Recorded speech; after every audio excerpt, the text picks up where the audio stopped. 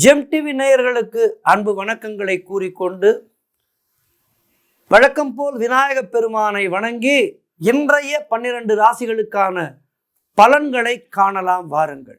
இன்று 13/1/2025 மார்கழி மாதம் 29ஆம் தேதி குரோதி வருடம் திங்கட்கிழமை. இன்றைய ஆதிக்க கிரகம் சந்திர பகவான். இன்று நாம் வழிபட வேண்டிய தெய்வம் சிவபெருமானை வழிபட வேண்டும். ஏற்கனவே மார்கழி மாதத்திலே திருவெம்பாவை பாடி சிவனை ஆராதித்தோம். இன்றைய முக்கியமான பண்டிகை போகி பண்டிகை. பழையன கழிதலும் புதியன புகுதலும் என்று நமக்குள்ளே புதிதான சிந்தனைகளை உள்வாங்கி பழைய சிந்தனைகளை விலக்கி, அதாவது கெட்ட சிந்தனைகளை விலக்கி நற்சிந்தனைகளை ஏற்றுக்கொள்ள வேண்டிய நாள். அதோடு இன்றைய நாளிலே மிக மிக சிறப்பு ஆருத்ரா தரிசன நாள். இன்றைய நாளிலே சிதம்பரம் நடராஜ பெருமானுடைய தரிசனத்தை கண்ணார காண்பவர்களுக்கு மறுபிறப்பு கிடையாது. இன்றைய நாளிலே ஈசனை துதிக்க வேண்டிய அற்புதமான நாள். எல்லாமே சேர்ந்து வருகின்றது. பௌர்ணமி, ஆருத்ரா தரிசனம், போகி பண்டிகை, திங்கட்கிழமை சிவபெருமானுக்குரிய நாள் என எல்லாம் சேர்ந்து வருகின்றது. உங்களுடைய இல்லங்களிலே அஷ்ட ஐஸ்வர்யங்களும் என்றென்றும் நிறைந்திருக்க வேண்டும் என்று இந்த வேளையிலே எம்பெருமானை பிரார்த்தித்துக் கொள்கின்றேன். இன்றைய சூரிய உதயம் காலை 6:34 சூரிய அஸ்தமனம் மாலை 5:59 இன்றைய நல்ல நேரம் காலை 6:30 முதல் காலை 7:30 வரை. அதேபோல் மாலை 4:30 முதல் மாலை 5:30 வரை. இன்றைய ராகு காலம் காலை 7:30 முதல் காலை 9 வரை. இன்றைய யமகண்டம் காலை 10:30 முதல் மதியம் 12 வரை. இன்றைய குளிகை நேரம் மதியம் 1:30 முதல் மதியம் 3 வரை. இன்றைய சுபஹோரை சுக்கிரஹோரை நேரம் காலை 11 முதல் மதியம் 12 வரை. இன்றைய நட்சத்திரம் இன்று காலை 11:23 வரை திருவாதிரை, அதன் பின்பு புனர்பூச நட்சத்திரம். இன்றைய திதி இன்று அதிகாலை 5:20 வரை வளர்பிறை சதுர்தசி, அதன் பின்பு பௌர்ணமி. இன்றைய நாள் முழுவதும் பௌர்ணமி, அற்புதமான நாள். இன்றைய சந்திராட்டம நட்சத்திரம் கேட்டை நட்சத்திரத்துக்கு சந்திராட்டமம் இருக்கின்றது. கவனமாக இருங்கள், மௌனத்தை கடைபிடியுங்கள். அடுத்து நாம் காண இருப்பது 12 ராசிகளுக்குரிய பலன்களை வாருங்கள் காணலாம். முதலாவதாக மேஷ ராசி அன்பர்களே, இன்று சந்திரன் உங்கள் ராசிக்கு 3ஆம் இடத்திலே இருக்கின்றார். உங்களுடைய ராசி அதிபதி செவ்வாய் ராசிக்கு 4ஆம் இடத்திலே இருக்கின்றார். ஆகவே இன்றைய நாளிலே பயணங்கள் அதிகமாக மேற்கொள்வீர்கள். நீங்கள் எதிர்பார்த்த பணம் ஒன்று இன்றைய நாளிலே உங்களுக்கு கைக்கு தேடி வரும். இளைய சகோதரர்கள் மூலம் நல்ல அனுகூலம் உண்டாகும். உறவினர்கள் மூலம் அனுகூலம் உண்டாகும். நண்பர்கள் மூலம் நல்லது நடக்கும். அதேபோல் நீங்கள் நினைத்தது அனைத்துமே நல்லபடியாக நடக்கக்கூடிய அற்புதமான நாளாக இன்றைய நாள் இருக்கின்றது. தொழில் மற்றும் வியாபாரத்திலே நல்ல லாபம் வரும். உடல் ஆரோக்கியம் மிகவும் சிறப்பாக இருக்கின்றது. வீடு வண்டி வாகன மாற்றம் உண்டாகும். அலுவலகத்திலே புதிய பொறுப்புகள் உங்களுக்கு மகிழ்ச்சியை தரும். அதாவது ப்ரமோஷன் கிடைக்கும். திருமணம் போன்ற சுபகாரிய பேச்சுவார்த்தைகள் கைகூடி வருகின்ற அற்புதமான வேளை. நண்பர்கள் மற்றும் உறவினர்கள் மூலம் நல்ல ஆதாயம் உண்டாகும். உத்தியோக உயர்வு, பதவி உயர்வு போன்றவை கிடைக்கும். குழந்தைகளால் மகிழ்ச்சி உண்டாகும். காரிய தடைகள் விலகும். கூட்டு தொழிலிலே நல்ல லாபம் ஏற்படும். எல்லா வகையிலும் இன்றைய நாள் மிக சிறப்பாக இருக்கின்றது. சிவபெருமானை வணங்குங்கள், சிவபுராணம் படியுங்கள். வாழ்த்துக்கள். அடுத்ததாக ரிஷப ராசி அன்பர்களே, இன்று சந்திரன் உங்கள் ராசிக்கு 2ஆம் இடத்திலே இருக்கின்றார். உங்களுடைய ராசி அதிபதி சுக்கிரன் ராசிக்கு 10ஆம் இடத்திலே இருக்கின்றார். ஆகவே இன்று உங்களுக்கு திடீர் பண வரவு உண்டாகும். திருமண பேச்சுவார்த்தைகள் சுபமாக முடியும். நீங்கள் திருமண வயதிலே இருப்பவராக இருந்தால் உங்களுக்கு நல்லபடியாக திருமணம் பேசி முடிப்பார்கள். அல்லது உங்கள் இல்லத்திலே வேறு யாருக்கேனும் திருமணம் நடைபெறுவதற்கான வயதாக இருந்தால் அவர்களுக்கு நல்லபடியாக திருமணம் கைகூடி வரும்.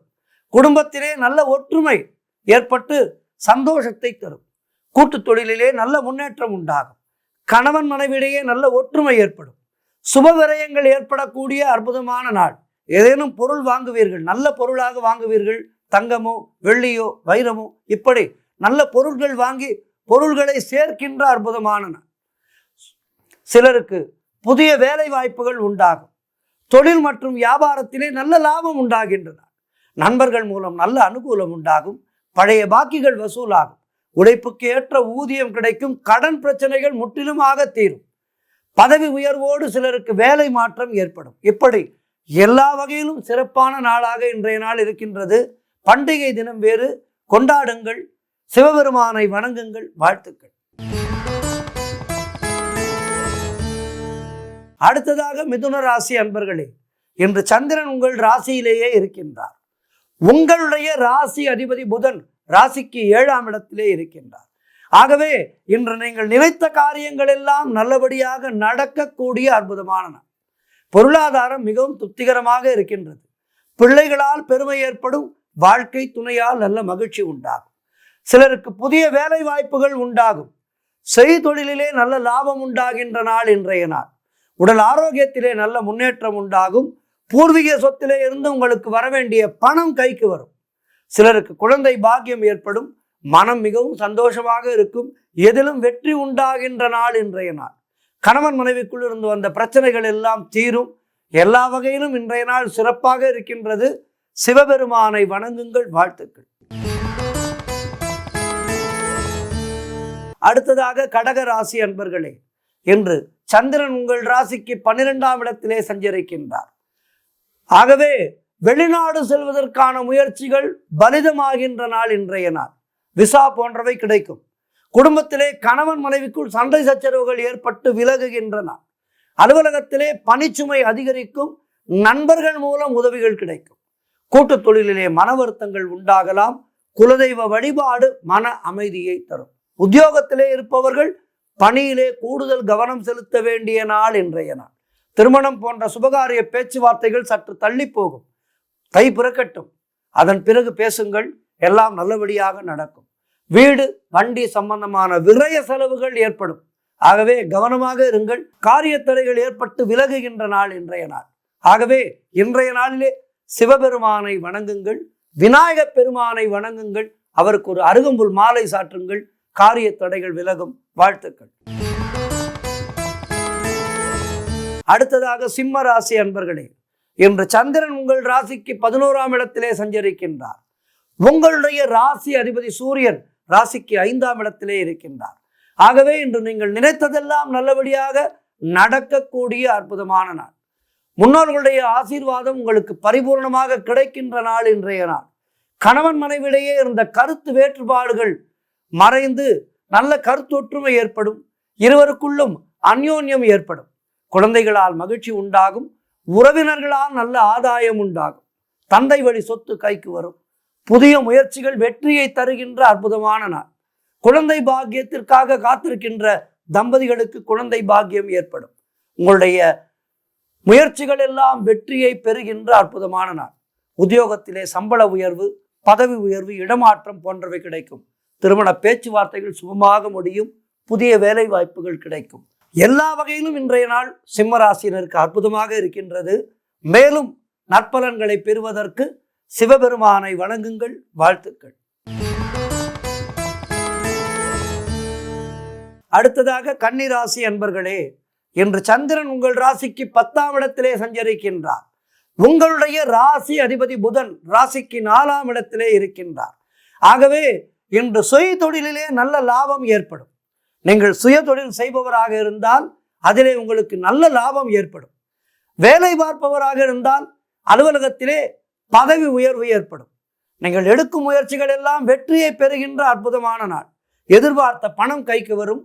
சுபகாரியங்கள் நடக்கக்கூடிய அற்புதமான நாளாக இருக்கின்றது. வேலை இல்லாதவர்களுக்கு நல்ல வேலை கிடைக்கும். உழைப்புக்கு ஏற்ற ஊதியம் கிடைக்கின்ற நாள். கடன் பிரச்சனைகள் முற்றிலுமாக தீரும். சகோதர ஒற்றுமை அதிகரிக்கும். பொருளாதாரத்திலே நல்ல வளர்ச்சி உண்டாகும். குடும்ப ஒற்றுமை சந்தோஷத்தை தரும். காரிய தடைகள் விலகும். வீடு வண்டி வாகன மாற்றம் ஏற்படும். குழந்தை பாக்கியம் சிலருக்கு ஏற்படும். ஆகவே இன்றைய நாள் எல்லா வகையிலும் மிகச் சிறப்பாக இருக்கின்றது. இன்றைய நாளிலே சிவபெருமானை வணங்குங்கள். வாழ்த்துக்கள். அடுத்ததாக துலாம் ராசி அன்பர்களே, இன்று சந்திரன் உங்கள் ராசிக்கு 9ஆம் இடத்திலே இருக்கின்றார். உங்களுடைய ராசி அதிபதி சுக்கிரன் ராசிக்கு 5ஆம் இடத்திலே இருக்கின்றார். ஆகவே என்ன நடக்கும்? சகல பாக்கியங்களும் உண்டாகின்ற அற்புதமான நாள். உங்கள் மீது இறைவனுடைய பார்வை படுகின்ற அற்புதமான நாள். புதிய தொழில் முயற்சிகள் வெற்றியை தரும். கணவன் மனைவிடையே நல்ல ஒற்றுமை ஏற்படும். நினைத்த காரியங்கள் நிறைவேறும். கூட்டு தொழிலிலே நல்ல லாபங்கள் வரக்கூடிய நாள். வேலை மாற்றம் சிலருக்கு ஏற்படும். அது நல்ல மாற்றமாக இருக்கும், ஏமாற்றமாக இருக்காது. பொருள் வரவு தனலாபம் அதிகரிக்கின்ற நாள். திடீர் அதிர்ஷ்டங்கள் சிலருக்கு தேடி வரும். தொழில் மற்றும் வியாபாரத்திலே நல்ல வளர்ச்சி உண்டாகும். திருமணம் போன்ற சுபகாரிய பேச்சுவார்த்தைகள் இனிதே முடியும். சிலருக்கு தந்தை வழியிலே நல்ல அனுகூலம் உண்டாகும். தந்தை வழியிலே சொத்துக்கள் கிடைக்கும். கடன் தொல்லைகள் முற்றிலுமாக விலகும். நண்பர்கள் மூலம் எதிர்பார்த்த உதவிகள் தக்க சமயத்திலே கிடைக்கும். ஆகவே எல்லா வகையிலும் இன்றைய நாள் ஆகச்சிறந்த நாளாக இருக்கின்றது உங்களுக்கு. இந்த நாளிலே சிவபெருமானை வணங்கி மேலும் நற்பலன்களை பெறுங்கள். வாழ்த்துக்கள். அடுத்ததாக விருச்சிக ராசி அன்பர்களே, இன்று சந்திரன் உங்கள் ராசிக்கு 8ஆம் இடத்திலே இருக்கின்றார். உங்களுடைய ராசி அதிபதி செவ்வாய் ராசிக்கு 9ஆம் இடத்திலே இருக்கின்றார். இன்றைய நாள் சந்திராஷ்டம நாளாக இருந்தாலும் கவலைகளை தூர வையுங்கள். பண்டிகையை கொண்டாடுங்கள். ஆகவே பண்டிகை தினம் சந்திராஷ்டம பாதிப்புகள் உங்களை நெருங்காது. இன்றைய நாளிலே சிவபெருமானை வணங்குங்கள். புதிய முயற்சிகளை தள்ளி போடுங்கள். கணவன் மனைவிக்குள் வாக்குவாதங்களை தவிர்க்க வேண்டிய நாள்.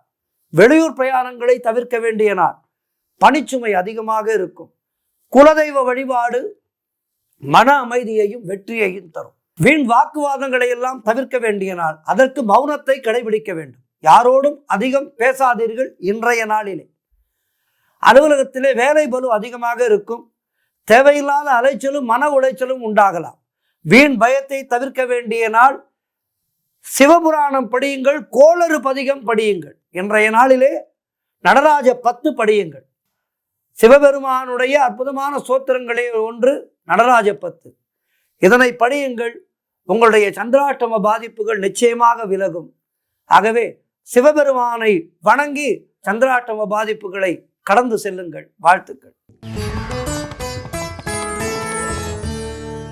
அடுத்ததாக தனுசு ராசி அன்பர்களே, இன்று சந்திரன் உங்கள் ராசிக்கு 7ஆம் இடத்திலே இருக்கின்றார்.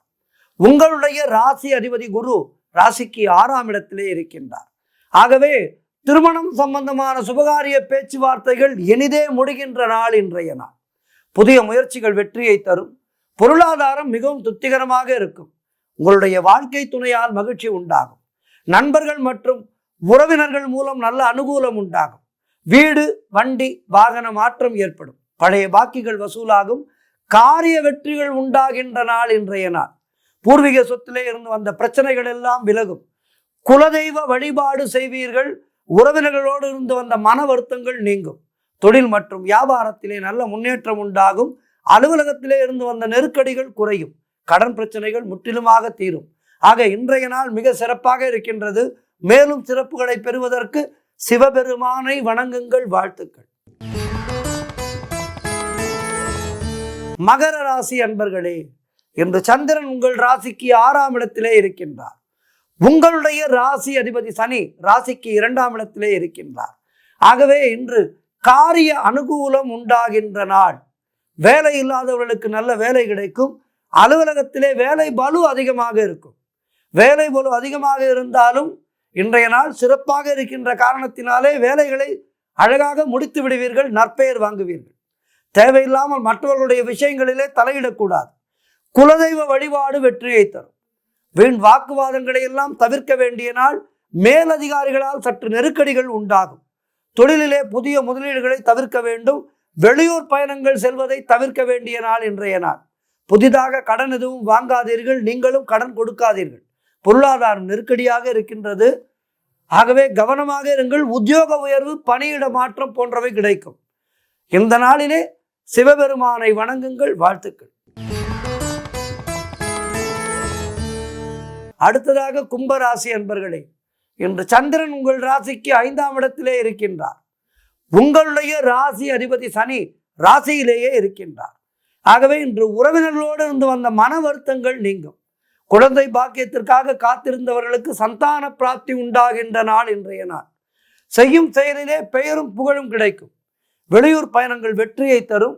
வேலையிலே காத்திருந்த இடமாற்றம் அமையும். முன்னோர்களுடைய சொத்திலே இருந்து உங்களுக்கு வரவேண்டிய பணம் கைக்கு வரும். கடன் பிரச்சனைகள் முற்றிலுமாக தீரும். பண வரவு அதிகரிக்கும். பொருளாதாரம் திருப்திகரமாக இருக்கும். தொட்டதெல்லாம் பொன்னாக கூடிய அற்புதமான நாள். பிள்ளைகளால் பெருமை ஏற்படும். வாழ்க்கை துணையால் நல்ல மகிழ்ச்சி உண்டாகும். வியாபாரத்திலே நல்ல முன்னேற்றம் உண்டாகும். காரிய தடைகள் விலகி நீங்கள் எடுக்கும் முயற்சிகள் எல்லாம் வெற்றியை பெறுகின்ற அற்புதமான நாள். ஆகவே மனம் உற்சாகமாக காணப்படும். கொண்டாடுங்கள். இன்றைய நாளிலே சிவபெருமானை வணங்குங்கள். வாழ்த்துக்கள். மீனராசி அன்பர்களே, இன்று சந்திரன் உங்கள் ராசிக்கு 4ஆம் இடத்திலே இருக்கின்றார். உங்களுடைய ராசி அதிபதி குரு ராசிக்கு 3ஆம் இடத்திலே இருக்கின்றார். ஆகவே இன்றைய நாளிலே உங்களுக்கு வீடு, வண்டி, வாகன யோகம் உண்டாகும். மனக்குழப்பங்கள் தீருகின்ற நாள். கடன் தொல்லைகள் முற்றிலுமாக விலகுகின்ற நாள். தொழில் முறையிலே நல்ல முன்னேற்றம் உண்டாகும். திருமணம் போன்ற சுபகாரிய பேச்சுவார்த்தைகள் இனிதே முடிகின்ற நாள். உடல் ஆரோக்கியம் சிறப்பாக இருக்கின்றது.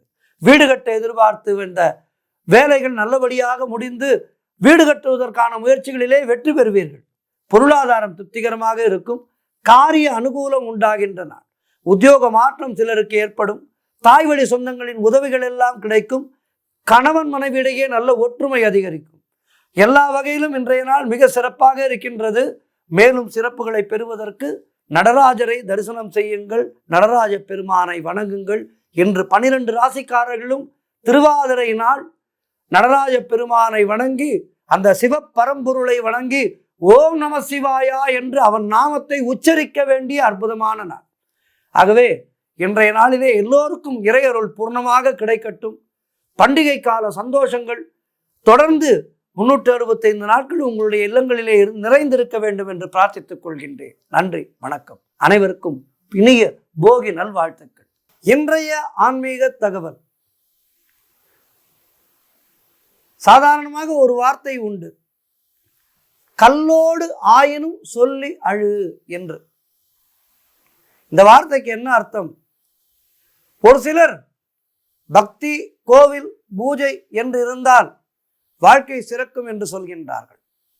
ஆனால் இன்னும் ஒரு சிலர் சாமியாவது பூதமாவது நடக்கிறது தான் நடக்கும் இப்படி சொல்கின்றவர்கள் ஒரு சிலர்.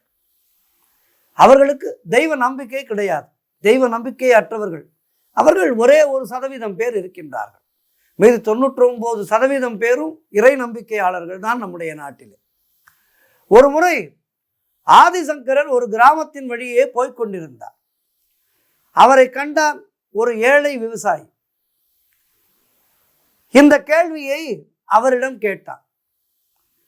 ஆதிசங்கரர் சொன்னார், மகனே, இதோ இங்கிருக்கின்ற ஓடையை கடந்து போக உதவி செய், நான் உனக்கு பதில் அளிக்கின்றேன் என்றார். அவன் அந்த ஓடையின் குறுக்கே போடப்பட்டிருந்த ஒரு பனைமர துண்டு பாலத்தின் மீது ஏறி பக்கத்தில் இருந்த ஒரு மூங்கில் கழியை பிடித்தபடி நடந்தார். சங்கரரும் அந்த குச்சியை பிடித்தபடி பாலத்தை கடந்தார். அக்கறையிலே இறங்கி விட்டார்கள். ஆதிசங்கரர் அந்த குடியானவனுக்கு நன்றி தெரிவித்தார். அதற்கு அவன் சொன்னான், எனக்கு எதுக்கு சாமி நன்றி சொல்றீங்க?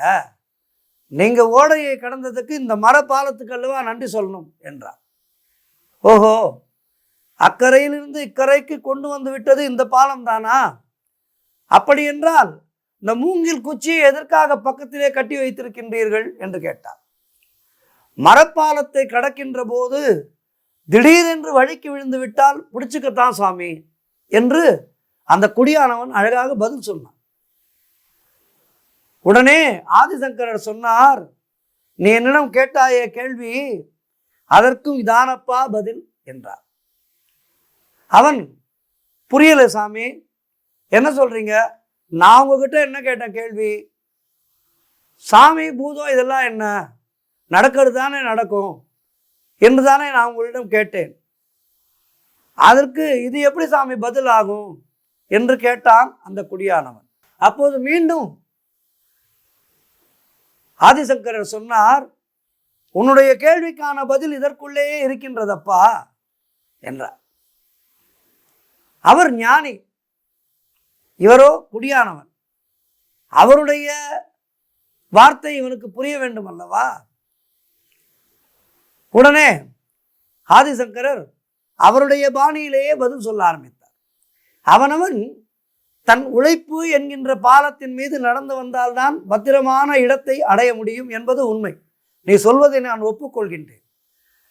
ஆனால் அதிலே ஏதேனும் தவறு நடந்து தவறி விழுந்தால் குச்சியை பிடித்துக் கொள்கின்ற மாதிரி ஆண்டவனுடைய திருவடியை பற்றி கொள்ளணும் என்றார் ஆதிசங்கரர். அதாவது ஒரு கையிலே கடவுள், மறுகையிலே நம்முடைய கடமை.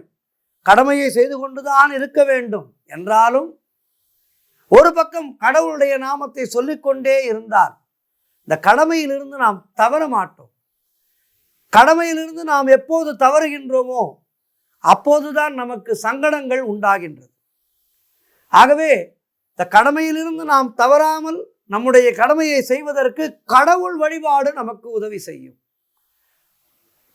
நாம் வழிபடவும் வேண்டிய வரங்களை எல்லாம் தரவும் மட்டுமல்ல கடவுள், நாம் துக்கப்படும் போது சொல்லி ஆறுதல் தேடவும் அவர் வேண்டும். எனவேதான் கல்லோடு ஆயினும் சொல்லி அழு என முன்னோர்கள் சொல்லி இருக்கின்றார்கள். அதாவது நம்முடைய மனத்திலே எத்தனையோ பாரங்கள் இருக்கின்றது. நீங்கள் பொதுவாக இந்த 60 வயதுக்கு மேல் இருப்பவர்களிடம் பாருங்கள், யாரேனும் ஒருவர் கிடைத்து விட்டால் அவரோடு பேசிக்கொண்டே இருப்பார்கள். தன்னுடைய பழங்கால கதைகளை எல்லாம் சொல்லிக்கொண்டே இருப்பார்கள். இது எதனால்? அவர்களுக்கு தங்களுடைய மனக்குமுறல்களை, தன்னுடைய மனக்கட்டங்களை ஏதேனும் ஒரு இடத்திலே சொல்ல வேண்டும். அப்படி சொன்னால்தான் அவருக்கு ஆறுதல் கிடைக்கும். இதைத்தான் முன்னோர்கள் அழகாக கடவுள் என்று வைத்தார்கள். நம்முடைய மனதிலே இருக்கின்ற ஆதங்கங்களையும் நம்முடைய மனதிலே இருக்கின்ற கஷ்டங்களையும் ஏதேனும் ஒரு இடத்திலே கொட்டிவிட வேண்டும். இறைவன் இருக்கின்றான், அவன் பார்த்து கொள்வான் என்கின்ற நம்பிக்கை நமக்குள்ளாக வந்துவிட்டதென்றால் நம்முடைய அடுத்த காரியங்களை நாம் பாட்டுக்கு செய்து கொண்டே இருப்போம். கடவுள் பார்த்து கொள்வார், கடவுள் பார்த்து கொள்வார் என்று நாம் செய்து கொண்டே இருப்போம். அப்போது நம்முடைய காரியங்கள் நல்ல விதமாக நடந்து அவை நமக்கு நல்லவற்றை ஏற்படுத்தி தரும். கடவுளுடைய ஆசீர்வாதம் நமக்கு பரிபூர்ணமாக கிடைக்கும். ஆகவே தெய்வ நம்பிக்கை என்ற ஒன்று நம்மை ஒரு ஆதார சக்தியாக இருந்து உந்தி தள்ளி கொண்டிருக்கின்றது. அதன் மூலம் நான் இந்த வாழ்க்கை என்ற பயணத்தை கடந்து சென்று கொண்டிருக்கின்றோம். அந்த தெய்வ நம்பிக்கை என்கின்ற அந்த துடுப்பை விட்டுவிட்டோம் என்றால் நாம் இடையிலே ஏதேனும் ஒரு சிக்கல் ஏற்பட்டு சுழற்சி ஏற்பட்டு சரியும் போது நம்மை காப்பாற்ற யாரும் இருக்க மாட்டார்கள். ஆகவே இறை நம்பிக்கை என்ற ஒன்றுதான் நம்முடைய வாழ்வை நடத்துவதற்கான சரியான வழி. ஆகவே இதனை உணர்ந்து எந்நேரமும் இறை தியானத்தோடு இருப்போம், நல்ல வழியிலே நடப்போம், நல்லவற்றையே சிந்திப்போம், நல்லவற்றையே பேசுவோம், நல்லதையே செய்வோம். நன்றி, வணக்கம்.